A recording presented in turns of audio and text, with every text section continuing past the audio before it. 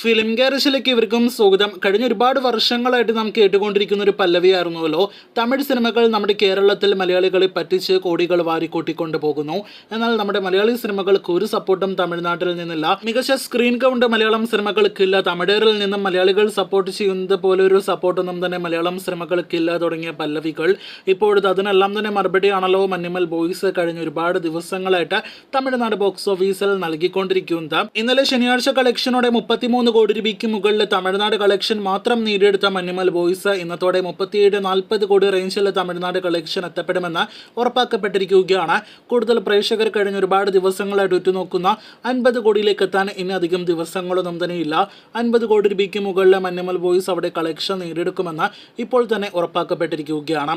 ഇന്നത്തെ ഒരു വീഡിയോയിലൂടെ നമ്മുടെ വിഷയം എന്തെന്നാൽ നമ്മുടെ കേരളത്തിൽ ഏറ്റവും കൂടുതൽ കളക്ഷൻ നേടിയെടുത്ത തമിഴ് സിനിമകളിൽ ഏതെല്ലാം സിനിമകളെ തമിഴ്നാട്ടിൽ പോയി മഞ്ഞുമൽ ബോയ്സ് തകർത്തു എന്നതാണ്. 2022 തിയേറ്ററുകളിലേക്ക് എത്തിയ വിക്രം എന്ന സിനിമയ്ക്ക് മുന്നേ വരെ പല തമിഴ് സിനിമകളും 19 കോടിയായിരുന്നു ഫൈനൽ കളക്ഷനായിട്ട് നേടിയെടുത്തത്. മെർസൽ, ബിഗിൽ, 2.0 തുടങ്ങിയ സിനിമകൾ, ഒപ്പം തന്നെ കഴിഞ്ഞ വർഷം തിയേറ്ററുകളിലേക്ക് എത്തിയ PS2 എല്ലാം തന്നെ 19 കോടി കളക്ഷൻ ആയിരുന്നു കേരളത്തിൽ നേടിയെടുത്തത്. ഈ പറഞ്ഞ സിനിമകളുടെ എല്ലാം തന്നെ കേരള ഫൈനൽ കളക്ഷൻ നേരത്തെ തന്നെ മഞ്ഞുമൽ ബോയ്സ് 20 കോടി കളക്ഷൻ എത്തപ്പെട്ടപ്പോൾ തന്നെ മറികടന്നിരുന്നു.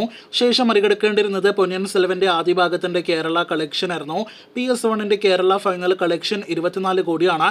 അതും കഴിഞ്ഞ ദിവസങ്ങളിൽ മഞ്ഞുമൽ ബോയ്സ് മറികടന്ന് ഇപ്പോഴത്തെ 33 കോടി രൂപയിലേക്ക് എത്തപ്പെട്ടിരിക്കുകയാണ്.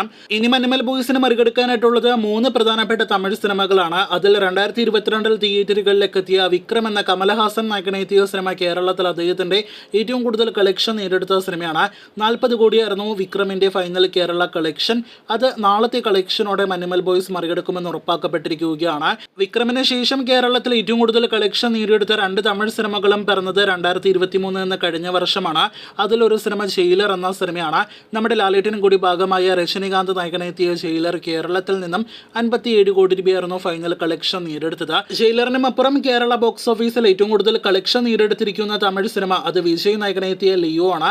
ലിയോയുടെ ഫൈനൽ കേരള കളക്ഷൻ 60 കോടിയാണ്. അപ്പോൾ വിക്രമിന് ശേഷം കേരള ബോക്സ് ഓഫീസിൽ ഏറ്റവും കൂടുതൽ കളക്ഷൻ ഉള്ള 2 തമിഴ് സിനിമകളെയും മഞ്ഞുമൽ ബോയ്സ് മറികടക്കുമോ എന്നാണ് നാം ഉറ്റുനോക്കുന്നത്. നിലവിൽ മഞ്ഞുമൽ ബോയ്സ് 50 കോടി രൂപയ്ക്ക് മുകളിലെ കളക്ഷൻ ഈസി ആയിട്ട് ഉറപ്പാക്കപ്പെട്ടിരിക്കുകയാണ്. അതിനുമപ്പുറം 60 കോടി രൂപയ്ക്ക് മുകളിൽ കളക്ഷൻ നേടിയെടുക്കുകയാണെങ്കിൽ വിജയുടെ ലിയോ എന്ന സിനിമയുടെ ഫൈനൽ കേരള കളക്ഷൻ തമിഴ്നാട്ടിൽ പോയി മറികടക്കുകയാണെങ്കിൽ അത് വേറെ ലെവൽ നേട്ടം തന്നെയാണെന്ന് നിസ്സംശയം പറയാം. കാത്തിരിക്കൂ, കൂടുതൽ ഇതുപോലുള്ള വീഡിയോകൾ കേട്ടാം.